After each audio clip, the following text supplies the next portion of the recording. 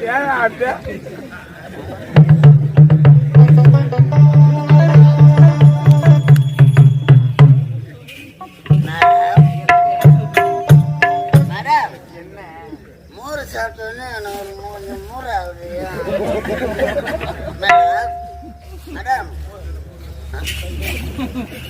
Counter open ஆகணும்.